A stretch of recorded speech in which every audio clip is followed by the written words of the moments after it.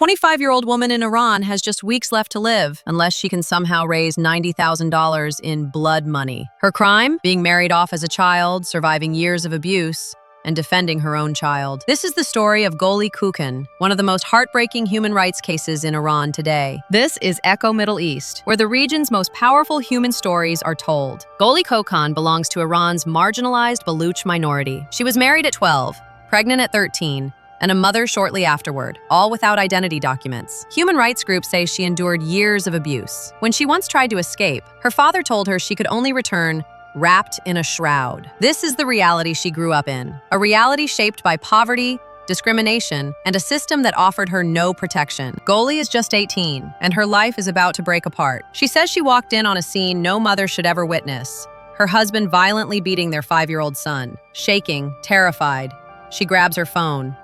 She calls her cousin, the only person she believes might help. What happens next becomes a fight for survival. A confrontation erupts, and her husband ends up dead. But instead of rescue, instead of protection, Goli becomes the suspect.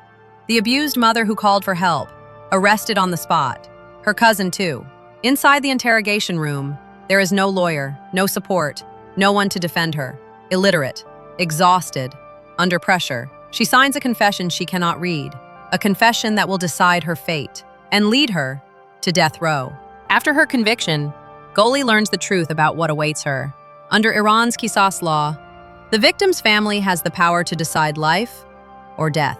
And for Goli, their price is set: 10 billion tomans, nearly $90,000. Money she could never dream of, money her family could never raise, money that now stands between her and the noose. Prison officials deliver the message coldly: pay the blood money or face execution. But even if she somehow pays, there is no freedom waiting for her. She must leave Gorgan forever, erase her past, disappear. And the most painful part? She will never see her son again.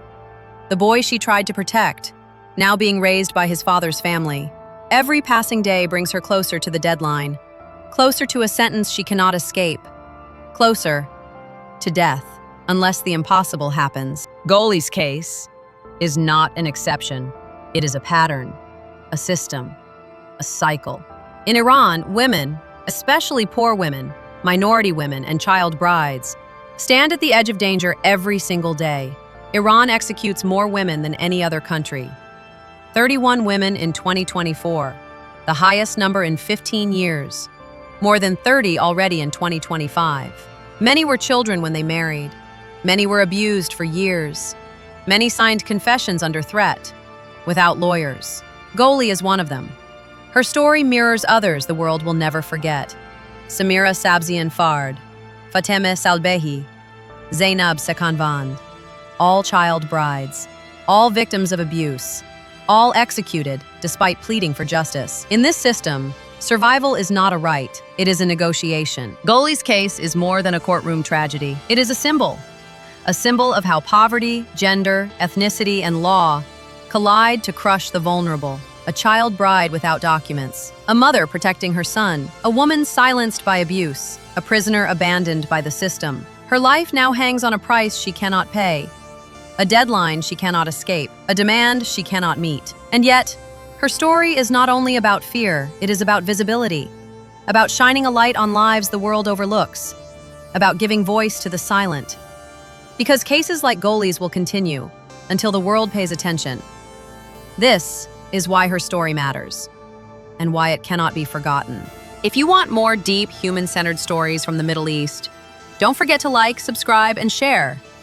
This is Echo Middle East. Thank you for watching.